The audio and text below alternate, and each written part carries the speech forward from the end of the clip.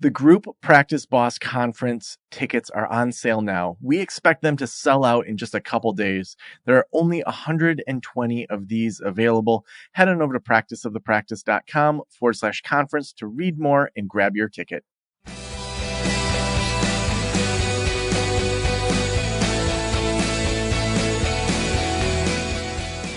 This is the Practice of the Practice podcast with Joe Sanok, session number 1123.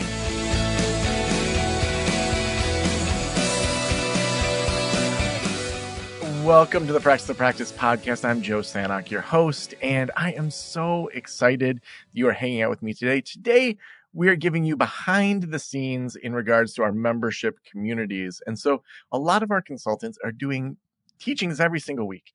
Every Tuesday, Wednesday, and Thursday, we have live teachings going on in our membership. So we wanted to give you a little behind the scenes. So we're going to be hearing from Nicole Ball, talking about what to do when referrals are slow, HR basics with Andrew, client retention with Ashley, scaling with Nicole Ball, choosing the right project management systems, and all sorts of other things over the coming weeks. I can't wait to dig into this with you. If you want help from one of our consultants, please head on over to practiceofthepractice.com/apply. I'll chat with you for 30 minutes to determine if one of our membership communities or consulting might be right for you. Now let's get started with this episode.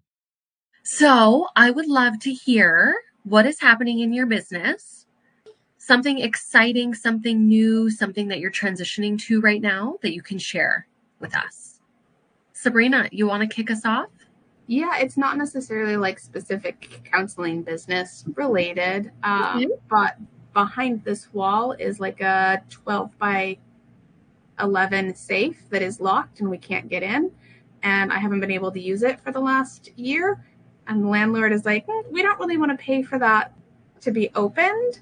And I said, okay, well, then I'm paying for this space. Can we take that square footage off? And so we're negotiating the next lease. It's not a new lease, but we're going to take this space off. And I'm excited about that because that lowers my rent a little bit. Good for you. That is brilliant. I feel like, that's a skill set that we could all probably learn. Of like how to negotiate things like a lease, and I mean, that's something like I'm such a people pleaser. I'm like, oh, sure. You want me to pay an arm and a leg for that? No problem. Where do I sign? Rather than like trying to negotiate these things. Maybe that's something that we could do in Group Practice Bosses, like bring someone in who's really good at that kind of thing. Because I know I would certainly learn a lot. So that's great. Thanks for sharing, Sabrina. Who else has something exciting happening in their business that they'd like to share? Or something that has happened that we don't know about already? I can share. I would just say, so I'll be going on a maternity leave and like the third week of July or something. And like the closer I get to it, I'm realizing like, oh, I'm pretty well set up for this, and transitioning someone to take over supervision. And I'm kind of like, okay, like this is going to be good and it's going to be fine and it's still going to be profitable. And so it's kind of just getting exciting, working up to it and going like, this is going to be totally cool. So that must feel so good, Corey. Mm-hmm. Oh, and you can just be totally present and not have to worry about what is happening and just be with your baby. Oh my gosh, that's amazing. And wishing you all the best. So when are you going to disappear from the group? Like couple weeks? I mean, my hope is that I can still kind of join here and there. My due date is August 5th, but I don't think I will last that long. I don't think they'll let me last that long just based on a couple recent things. So I'm hoping that this can kind of, be my hour of like adult connection. So I'm hoping I'm just gone for, a very brief time from this group. Okay. Wow. Well, we wish you all the best. If we don't see or anything kind of comes a lot sooner than you expect. Yay. Great, Corey. Thank you. Who else would like to share? I'll jump in real quick. Yeah. I took the steps I've advertised and interviewed for an admin assistant, which was a big step for me because I was really having a lot of internal barriers around, like, I don't have the time to figure out what I would give to an admin person to do. And yet there's all this stuff that I'm just not getting done because I don't have time to do it. I had a really great interview with a candidate. I'm in the process of checking references and likely looking towards extending an offer to that person. That is That's amazing. some things off the plate. Yes. Another just like shoulders drop once this happens and the transition is there. That's amazing, Milo. Thanks for sharing. Hope that works out for you. That's such an exciting thing. And it creates so much more space for you to focus on what you're good at and then also just your business, right? So that's wonderful. Okay, so what we're going to be doing today is part 3 of the conversation on client retention. So if you weren't able to attend either of the last 2, I do encourage you to go back. The first meeting really did dive into client retention and why it's important for our business and how it's actually something that I don't think we spend a whole lot of time thinking about, but it's something that we should prioritize and leverage for many reasons. Today, we're going to talk about what that return on investment is when we do invest in client retention, focusing on that, especially as we grow and we want to have a sustainable business. And then the second meeting, we had Kristen Edmiston on where she was talking about leadership. And she's so brilliant and she really breaks down these concepts of how just key things to focus on when we're building relationships with our clinicians and we want to create that environment that's really empowering and inspiring for them. Because we know that if our therapists feel supported by us, they feel safe to do their best work, that's only going to improve things like client retention, client experience, and everyone's just going to be happier. So we're going to talk a little bit about that. And then I kept the PowerPoint brief today because I also just wanted to open up for conversation with us around what struggles are you having in the area of client retention, if anything, or just struggles with maybe difficult conversations with therapists on your team, or just anything that may be able to support you with, some laser consulting today, and the support of the group as well. Okay, so if anything comes up, just please write it down and we're going to spend some time just connecting today.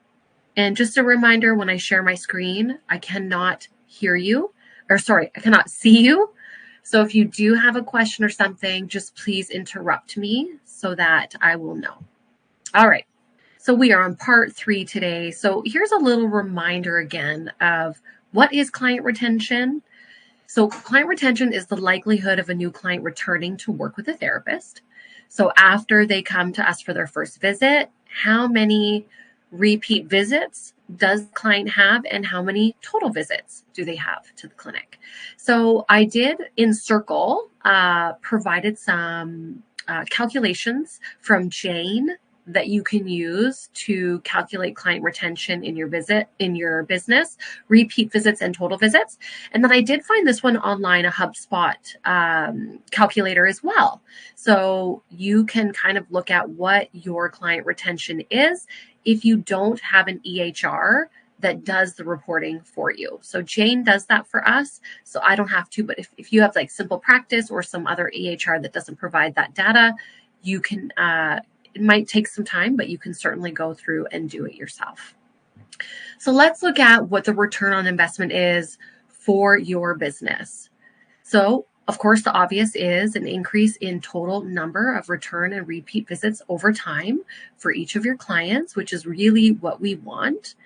An increase in word of mouth referrals due to satisfied clients. So if our clients, every single one of our clients matters, I think that's really important. And it might be obvious, but it's important to communicate that, especially as we grow, where the numbers start to grow and we can lose sight, right, of those individual experiences. If we have a volume of, say, over 100 new intakes a month, we can easily slip over the importance of each individual client. So if every single one of our clients is having an amazing experience from the moment they connect with our administrative assistant to driving to our office, to parking, to finding our office space, to being greeted when they walk in, having a warm, professional, very inviting environment. Maybe they're greeted with a snack or with a coffee or tea, and then they have a really exceptional visit with their new therapist.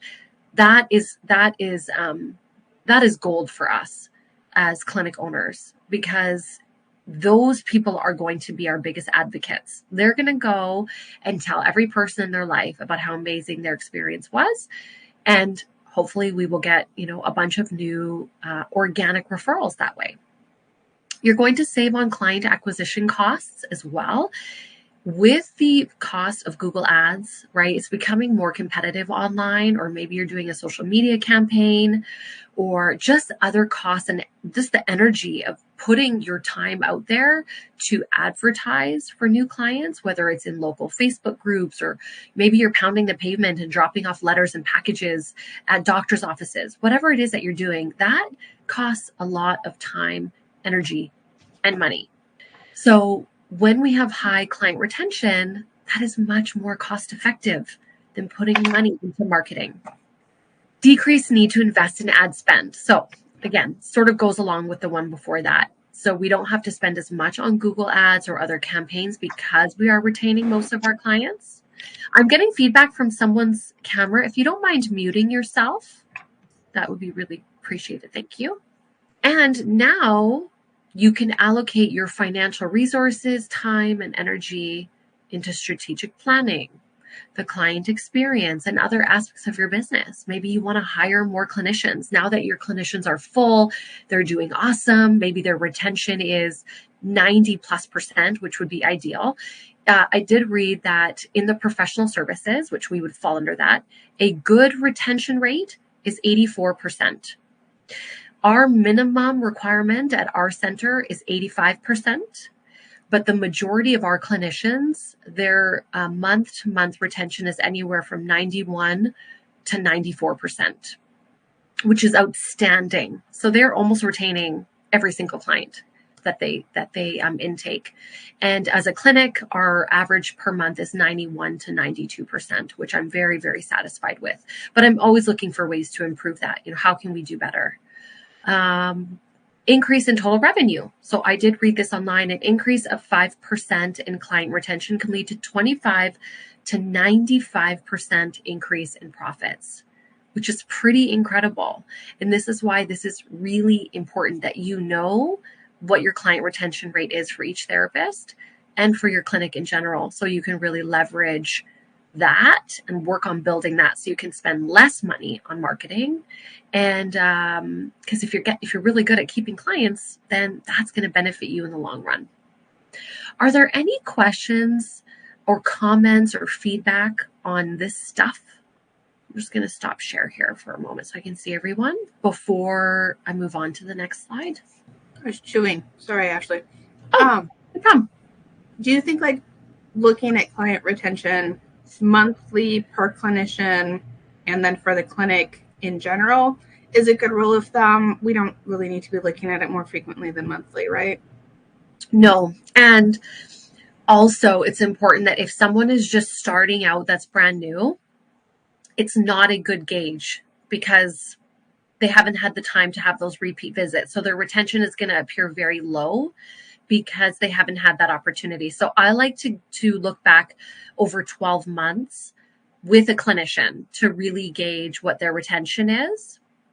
And then month to month, because Jane, say, for example, calculates that, it's accurate.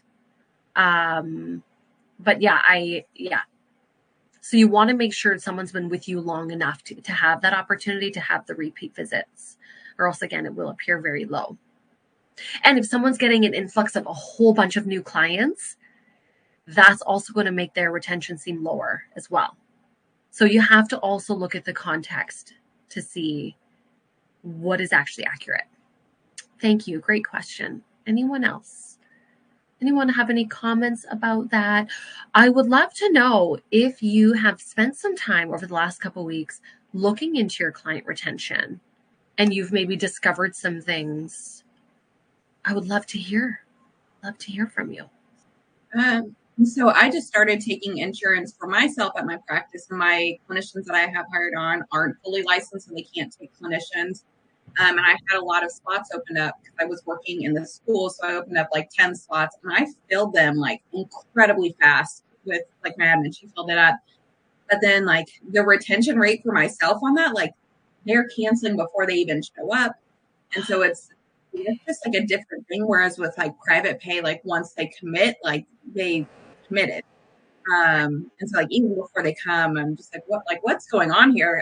So I guess it's like a different thing that I've noticed with insurance that I maybe need to pay attention to because I want to switch to more of an insurance-based practice of they might not stay signed on, or they might back out a little bit.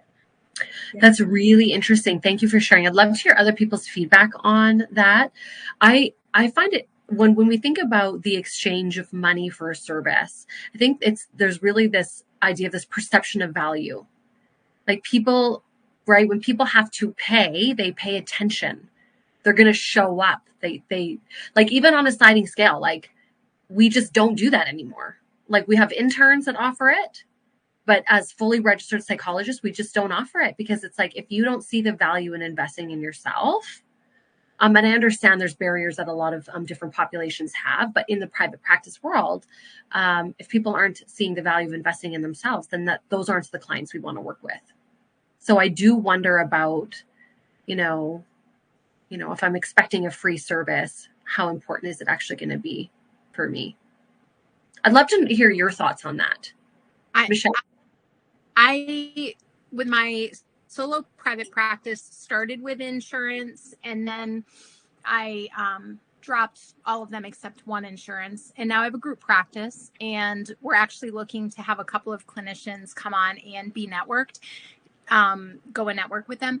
And I found that probably the vast majority of my insurance clients were excellent.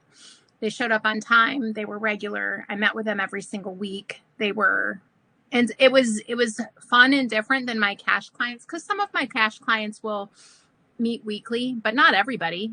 They can't all swing that with the finances. And so I thought there was a neat rhythm I would get into with the insurance people because I was seeing them every single week and they would be really good about, and for them, they don't want to, because they're paying their copay, they don't want to pay that late cancellation fee. So actually they might've been a little bit better about keeping their appointments, but that was just my experience. Thank you for sharing, Michelle. But they still had that investment, right? There's still that personal investment piece of a copay and knowing that, I have to support this therapy journey as well, which I think is important. Anybody else? Okay. Thank you for sharing. So now what is the return on investment for your therapists?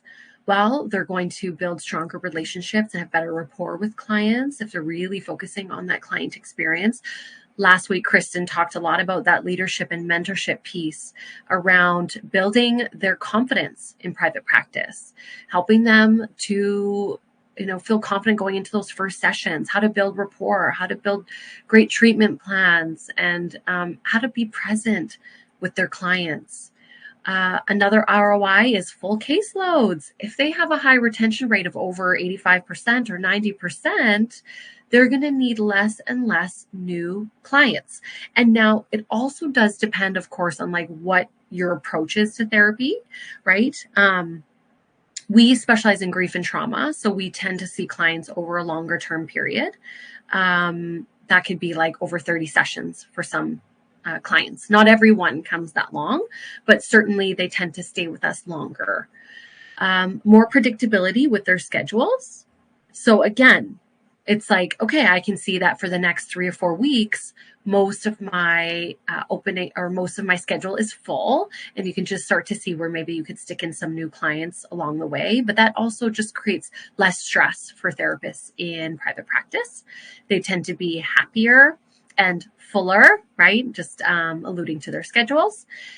Increased confidence in their work and less of a need to spend time marketing themselves. So they don't need to be on social media so much, right? Posting videos or writing blogs or going into local Facebook groups to advertise themselves.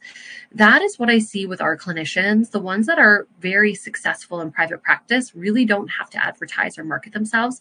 Their clients are such strong advocates for them that they get so many word of mouth referrals directly to them that essentially is their marketing.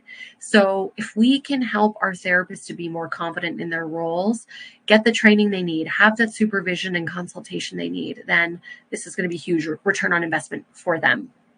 And then another thing they can do as well as they build that confidence and that kind of awareness of the work they're doing is that they could even increase their rates as well.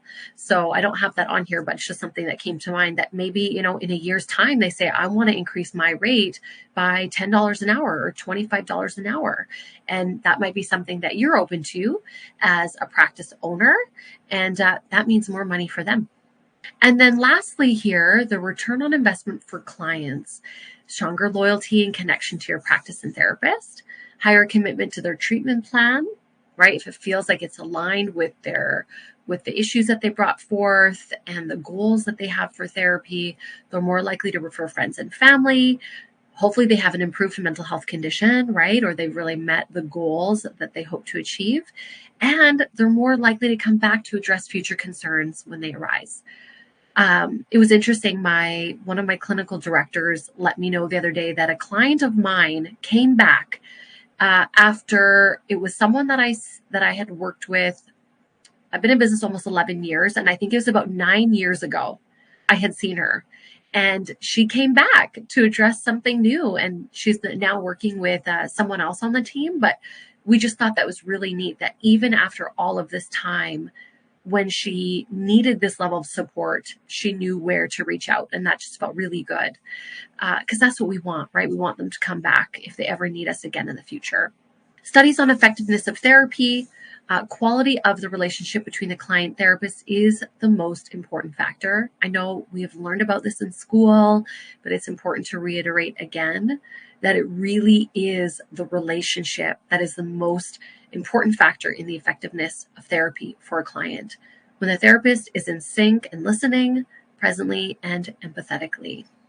Okay, so that's what I had for today in terms of just talking about that ROI on client retention. And I wanted to use the rest of the time today to do some laser consulting. So maybe you have some specific questions or concerns in your business right now that might be related to client retention or not. But let's spend this next half an hour together just troubleshooting some of these questions. So feel free to put them in the chat if you'd like, or just unmute yourself and we will just dive right in. I'm just having a hard time just figured out how to, I know that the other seminar, we talk about the numbers, but how to get that implemented so my admin have a system to run through. Do I do it weekly? Do I do monthly? Do I and yeah, just not having a system. And are you talking about just gauging what the client retention percentage rate is, Barbara? Yes, correct. Okay. So on this PowerPoint, I did put a calculator on there, a basic calculator again, that you can use to determine what the client retention is, at least as a starting point. But yeah, it makes it tough if your EHR doesn't have a reporting tool, because it might take some time to really determine what that is if you have to do it manually. But there is a way. So on this PowerPoint, which is now attached to this event in Circle, you can use that calculator and give that to your admin person and just pick a time. Like maybe I think a good gauge would be like, say, let's do 6 months of retention, go back to January 1st, wait till the end of the month and do the first 6 months of the year. So how many new clients, how many return visits, there's a calculator that you can use to determine the percentage exactly. Perfect. Thank you so much. You're so welcome.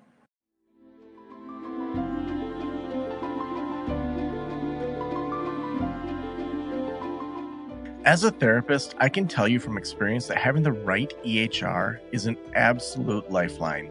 I recommend using Therapy Notes. They make billing, scheduling, note-taking, telehealth, and e-prescribe incredibly easy. Best of all, they offer live telephone support that's available 7 days a week. You don't have to take my word for it. Do your own research and see for yourself. Therapy Notes is the #1 highest rated EHR system available today, with a 4.9 out of 5 stars on trustpilot.com and on Google. All you have to do is click the link below or type promo code Joe on their website over at therapynotes.com and receive a special 2-month trial absolutely free. Again, that's therapynotes.com and use promo code Joe on the website. If you're coming from another EHR, Therapy Notes will also import your demographic data quick and easy at no cost, so you can get started right away. Trust me, don't waste any more of your time and try Therapy Notes. Just use promo code Joe at checkout. Who's next? Who's got some questions?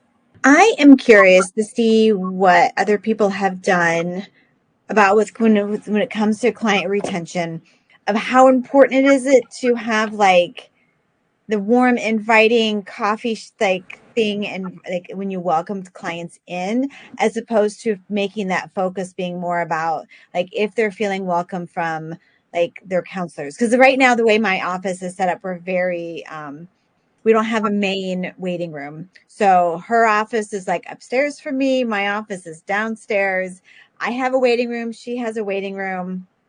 And so we don't have a central person who's like welcoming everyone and telling them where to go and what to do. And so I'm just kind of curious what people think, what experience they have of like, how important is that for an ROI?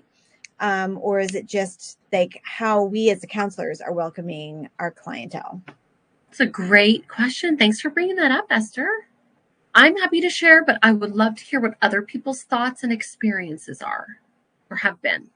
I can share a little bit. So, I mean, not to everything that you said, but like I'm thinking about like the warm, welcoming space, having like coffee, stuff like that. So, I mean, I guess the first thing I'll say is that like the first office I had was like in like what felt like a murder dungeon. And so like people still came. So I will say that I think a lot of it really is the vibe and the session and the relationship with the therapist. But then when we moved into another office, we did do sort of the coffee and water and had that all set out for everybody. And it was much more inviting vibe. And people liked it. But when we moved into the office that I'm currently in now, we took away the coffee, the water, the sort of the extras. Mm-hmm. So there's still a really good office vibe and nobody has seemed to care. We've been here for almost 2 years. I've probably had like 4 times where someone asked if I had water and I just got them some water. And so that's like really, that was really cost cutting. So we still have the coffee machine for like the therapists and stuff like that, and we like provide water for them, but it's been really cost cutting, not just having it. And then also like not wasting, not having to do dishes or waste paper product. So I found that really helpful, but overall, I think I found that it's important to have a welcoming space, but welcoming doesn't mean like bells and whistles in my experience. It's that, they want to know that they're walking into somewhere that feels comfortable. And then when they're sitting with their therapist, they feel heard and understood and that things are happening for them. So that's been my experience. So good. Great, Corey. Thank you. I do agree with what Corey's saying, that it really is about added value. So I don't think it's necessary that we have to do it, but it's an added value that when I'm in, they can help themselves to coffee, or whether it's the therapist or the admin person saying, can I get you something to drink? And not everyone's going to, right? Most people won't. But some people love that feeling that when they come in, they get to make their cup of tea and it's a part of the experience that they have. So it is something that we do offer. We don't offer snacks or anything, because again, it's like that's a super high cost when you add it up, if you have 50 sessions in a day or something. But certainly it is an added value if that is an experience that you want to provide for your clients. I hope that helped answer your question too. Esther. Yeah, it does, because it goes to show it's not really an ROI, but it doesn't have a good ROI because it doesn't necessarily retain customers to have it or not. It's an added bonus to their experience. And it might, right? We don't know for sure unless we survey every single client. One thing I did though, what I did ask my admin people is, what are the comments that you often hear from clients when they come in? Because it's stuff that we don't hear. What is it that they love about what we offer? And I actually asked this only a couple weeks ago because our marketing team wanted to include certain things in our add in our ads, like kind of update some stuff. And then what are the challenges that they often say when they come in, right? So the big things were someone greeting them and offering them beverages. And then the challenges were, oh, we don't see any signage on your building. So sometimes, I found it hard to find you guys the first time. So little things like that. So if you do have an admin person, or ask your team if they are the person, what's the feedback you're getting from your clients about the experience at the office, positive, and then any challenges that they've had. Things like, their parking sucks in this area, or couldn't find your building, or the elevator was broken. This is really good feedback for us so that we can improve and also build on those things that our clients love. So it could be an ROI. Would you do that just asking, or would you send them a form? The clients, or yes. What they experience about the office? I ask my admin team what clients just feedback they provide. Like, we don't even ask for it. It's things that clients have just said to them when they've come in. Okay. But you certainly could. You certainly could ask your clients, like, hey, we're looking to improve our client experience. You've been coming here a while. Is there anything that we could do differently, better, or more? Perfect. Why not just ask? Yes. Thank you. And then that, maybe it sets you apart a little bit from the clinic down the street. Absolutely. Any other questions, challenges, things that you're facing in your business that we can support you with today? So a question that I have is like with payroll, like figuring out like how to keep track of hours, because our EHR doesn't automatically tell us how many clients each clinician sees. So we're having to go in, every, whenever it's payroll time, like I'm looking at all of their hours. So who keeps track of hours? Because our system's not working for us to do it every time. So is it something that the admin does, or like the clinicians do and send in? What's your experience on that? We have a Excel spreadsheet that's locked with drop downs for specific insurance providers, full pay, that our clinicians fill out and submit their invoice to our billing person. And then our billing person reconciles that on Jane, because our EHR does provide a monthly breakdown for each therapist. And that's how we do it. I'm happy to attach that to this event in Circle so you can see the spreadsheet, how we've built that. And it's if you can create one that's locked and is really simple for your clinicians to use, it's almost foolproof. They just fill it out every single day that they work and then submit that before the payroll periods. And then I guess my next question with that is, do you pay your clinicians like based off of insurance? Because I'm switching to insurance also. So I'm like, some insurances pay really well, some don't. And then we also have our private pay rate. So do you do a different rate based on private pay versus? Yes, we do. Yeah. And so everything is automatically calculated based on their percentage in each of their invoices. So they can't even screw it up. So whatever they put in, it'll automatically calculate the rate that they will be paid. So you could definitely create something similar to that for yourself. How do other people do it? I'm curious. Are they creating their own invoices? Is that something you're doing for them? I think it probably depends if you have a W-2 or a 1099 model, but I have a W-2 team, and they fill out a Google form, a timesheet with lots of drop downs on how many sessions, how many no-shows. And then I take that Google form data, which gets just rolled into a spreadsheet, and I enter that into Custo. They get a flat rate, so it's a lot easier. And doesn't matter whether it's insurance or private pay, their rate is their rate. Right. So they're really just logging hours, sick time, no-shows, and any meetings or anything else that they attended. It's very quick and simple.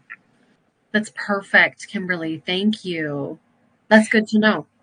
I'm not quite sure if I understand like what you're asking for, but the way I pay my clinician is I just look to see how much money has come in that they've collected in that period of time. So between this date and this date, what money has come in from insurance, what money has come in from copays, and they get a percentage of that.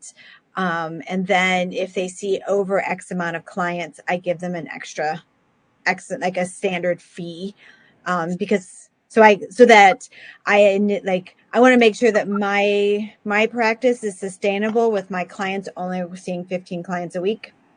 And so I want to make sure that that's sustainable. And if they choose to see more than 15 clients a week, I really don't need that money to be put back into EP counseling. So then I give them an X amount of money for anything they do over 15. But it's all based on what copays and insurance things have been collected during those dates. And then I pay them out of that. And do they have a flat rate, Esther, that you can just quickly calculate? It's a percentage. So depending on what the contracted rate with the insurance company or the rate that we've decided with that specific client for self-pays. Yeah. Okay. And do you break down each of those hours on a spreadsheet? They can look it up on the EHR, like how much money came in for the month and where each money came from, what client paid, what client didn't, all those kinds of stuff. They can look all that stuff up themselves. And so how do you break down each of the sessions to make sure the rates are proper for each payer? Because you said they get paid differently per. Yes, each insurance company has they have a different rate that I'm contracted with. Right. So each insurance company I have, they've actually, a lot of them, they're like, this is what we're willing to pay you. And if you fight back a little bit, they're like, sorry, no can do. And so they set that to what it is. So how do you break down, like if they do 100 sessions in a month, but every session is going to pay them differently? How do you calculate that? What do you do on your end? I don't do anything because I'm just going from the total that was collected for the whole month. It's not I'm not necessarily breaking it down of like, okay, you saw clients with this insurance company, they pay us this much, you get 60%. Okay. Like I just added up, there's a percentage of what we collected from you. You get 60% of it. Oh, easy peasy. So 60%, no matter what it was. Yeah. Okay. And every time, I mean, depending on what's going on, each clinician might have their own rates depending on whether they're receiving certain perks. Some people might come in like, I don't really need a phone system. I'm like, okay, I don't need to give you a phone number because you want to do something else. Like we'll give you a different percentage because you don't need a phone number. Something like that. Got it. Oh, well, that makes it very easy when it's sort of like a flat percentage or flat rate. It's when every session's different, that's where you run into, it takes a lot more time. Yes. So that is so nice for you. I like at this point in time, I just want to keep it super easy so that I can get them paid as quickly as possible. Yes. Oh my gosh. If we could just have it that simple. Yeah. That is definitely the way to go. Okay. Thank you. All right. Any other questions, challenges you're facing right now that we can support you with? This is definitely the time. Definitely a time to bring it up. Ash, in regards to client retention, maybe I'm looking for some feedback, guidance on how we discern like what is actually like quality therapists who are keeping clients or like personality fit. That's tough, isn't it? That's really tough. Because I think unfortunately not everyone is cut out for private practice. I feel like it's a combination. I've had this conversation with my leadership team many times that it's a combination of clinical skill set and experience, but even more so personality fit and being able to build rapport with people and be flexible and, be able to work with different types of personalities and clientele. And, unfortunately, we can't really teach that so much. Like, certainly we can go through the technicalities of here's how we can build rapport and here's how we go through a first session. But if someone is just not a fit, they might not be a fit. Is there someone on your team, Sabrina, right now that you're struggling with? Yeah, I think she's a lovely human. And that's part of my problem. And I'm like you, like people pleaser. Like I really like her, but we're just struggling to grow her caseload, and I'm having a hard time referring to her because the feedback that I'm getting just isn't like, she's phenomenal, she's doing all the things that you've taught her to do. It's, well, she's nice. So what do you think she might need? Like, what do you see as some of the needs for her? Like, is she a newer therapist? Is it a confidence issue? Is it a personality thing? What do you think? I think more of a confidence issue. And I think it was, I had unfair expectations going in because she had been in the field for a while and then had taken some time off and did like some social work specific things with an insurance company. So I was assuming she was coming in with a lot more experience than she presented with when she was finally in. And so I was treating her like somebody who had been in the field for 10 years, and I should have been treating her like a student that had just graduated. Okay. Do you feel like this is something that you could support her with, or she could have like an external supervisor support her with? We're working on that. We're working a lot more closely on like building more of a skill set, especially around treating eating disorders, because that's what we do, and she didn't have much experience with that. I guess maybe even more of a specific question is like, how long do I continue to do this like coaching, mentorship, and then or just go, we both need to go our separate ways. So this has happened twice in my practice. I recently just terminated a contract for the second time for this similar. So I waited like a 12-month period, which I don't know if some people might think that's too long. The feedback was never negative, like what you said, like, oh my gosh, this person is horrendous. It's just, they're just not effective for whatever reason. There's stuff going on. So I had multiple conversations with them about it. Had conversations around what do you need? What can support can I offer? Here's our goals. Here's your retention. Here's what we're going to do. And the situation just didn't improve. So when their contract was up for renewal, I just told them I wouldn't be renewing. And I do an annual renewal. Not exactly sure how you do it, Sabrina. So we're W-2 at will. Okay. And she's been with me 6 months. So part of my thought was like, let's do a good like 6 months concerted effort of coaching, really direct mentorship, and then see where the next 6 months go. But I also don't and I've had conversations with her because I don't want her to feel like she has to stay here if she needs a bigger paycheck. Like, I understand if you need to leave because I don't know what else to do at this point. Right. Yeah, exactly. Like if she's getting new clients, she's not able to keep them, or people aren't wanting to book with her. Like it does happen to every practice owner. Like it does. I've talked to so many group practice owners. I'm like, oh my gosh, you have your A players, you have your people who excel, and then you have a couple that just struggle. And it's like, gosh, what do we do? And we can only do so much on our end. And in these cases, what I also said to them, Sabrina, is because there is this struggle, I won't be giving any new clients. So we're going to see how this goes over the next 3 months. We're going to work on nurturing those current clients, try and get them in the door, really work on building that confidence so that you're not continually losing clients that you're acquiring. Yeah. One of my fears is that because we are I've been in private practice for the last 7 years and then switched to group practice last year. I have a really good name for myself in the community and my business name. And my biggest fear is that that's going to start to get tanked. Well, we don't want that. And if that's the level of concern you're at, like if you have to give your notice, give your notice. Like, don't wait if you already know. Thank you. Yeah. Sorry. I got a question for you, Sabrina. Have you chatted with her about how she thinks she's doing in this client? Does she enjoy working with eating disorders, or is she finding this is not necessarily what she was thinking it was going to be either? Yeah, no, she has all positive feedback. She really is enjoying learning about eating disorders and treating them. She's really loving working with adolescents, which is the population that I wanted to fill, and learning how to work with the families with that. She's like, I love working in this practice. I love working with you. I don't want to go anywhere. Which then also is like, okay. Well, it's a bummer too, because you're like, I was really kind of hoping you would have the insight to know this isn't going well. Because I know for me, when I switched over from working with mostly adults to kids, that's when things changed.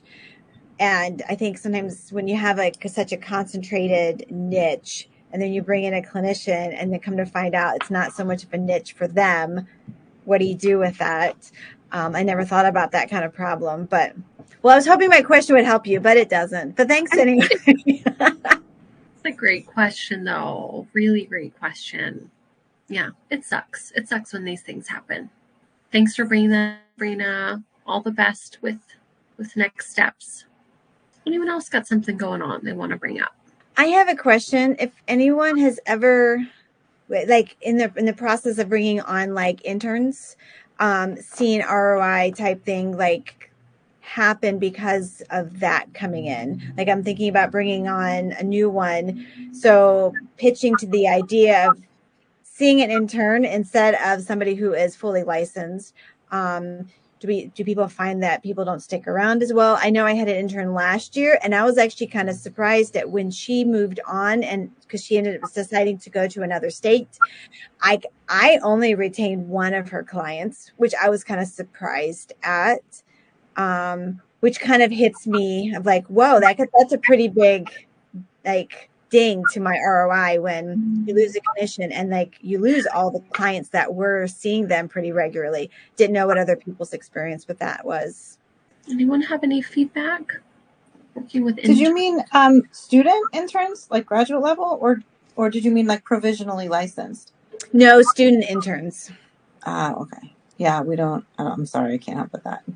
In our experience, when we've had really strong interns, Esther, and they stay with us, which is usually the case, then they will continue with the intern as they move up in terms of their designation. I would say if this would happen, is it because there's now a financial barrier for those clients if the intern has left and they can't afford maybe the full fee? Is that what might be a barrier for those clients?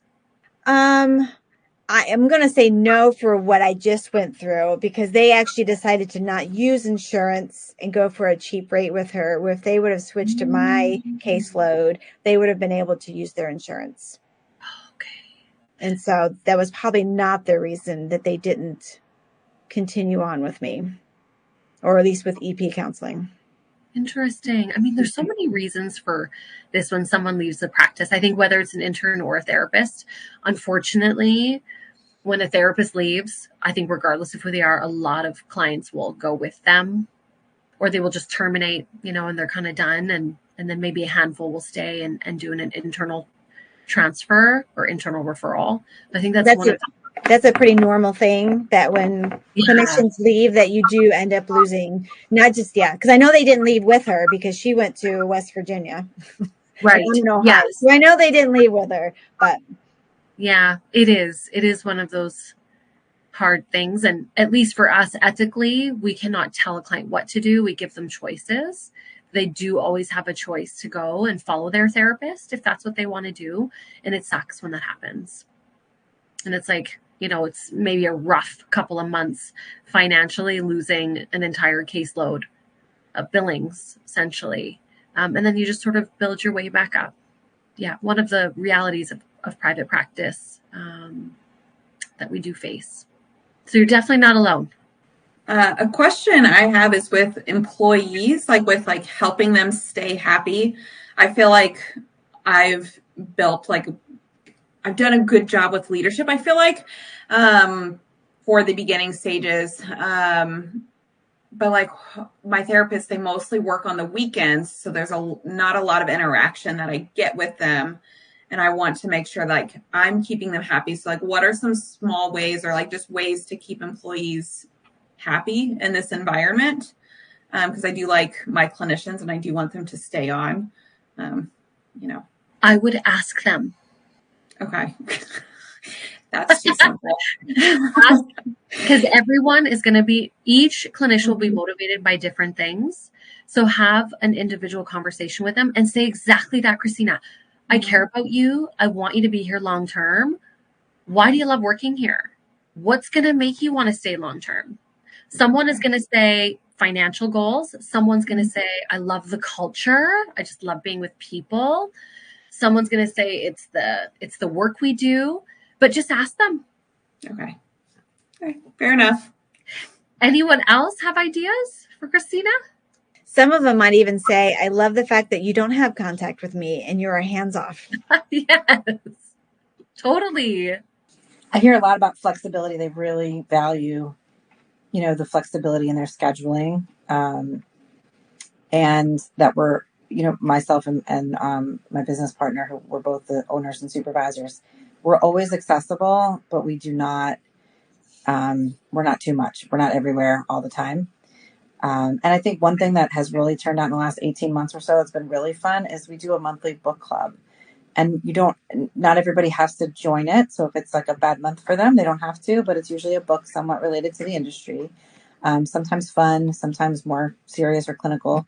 And then they get paid for that time when they come to the meeting at the end of the month to discuss how they felt about it, how it might relate to clients or help give us content for clients.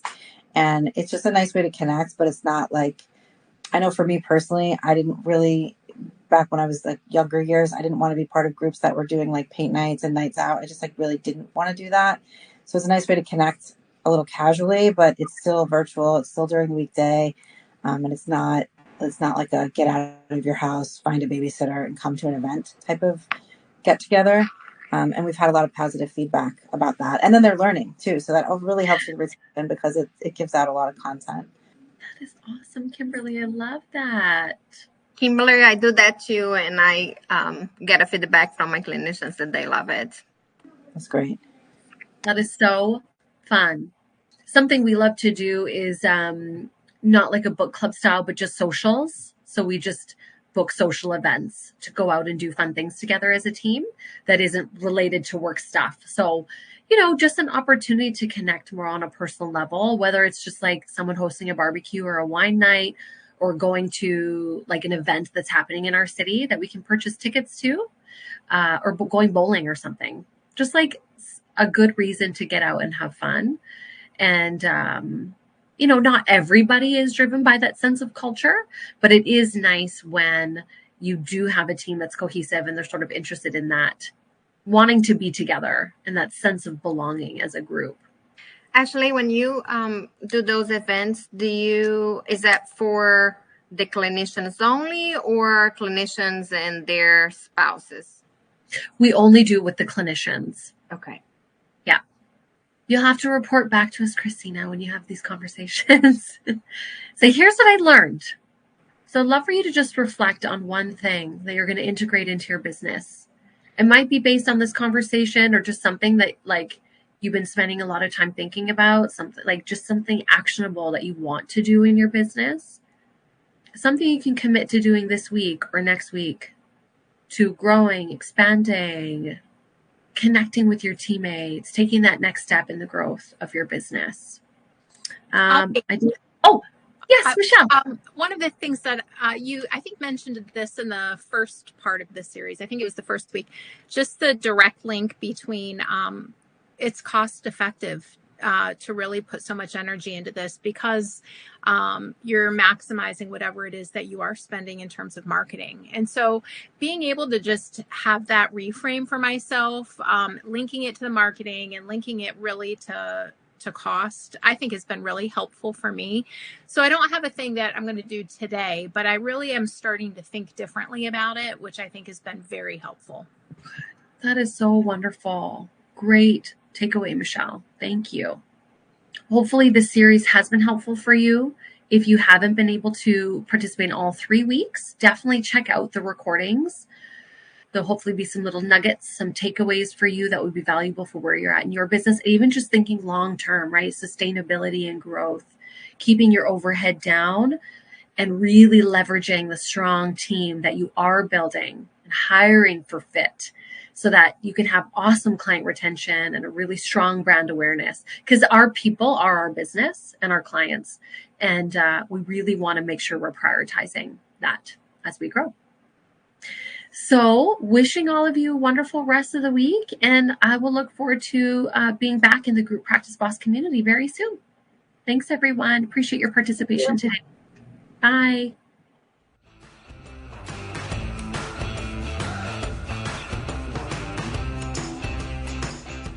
Well, thank you so much for listening to the Practice of the Practice podcast today. These trainings are available in our membership communities.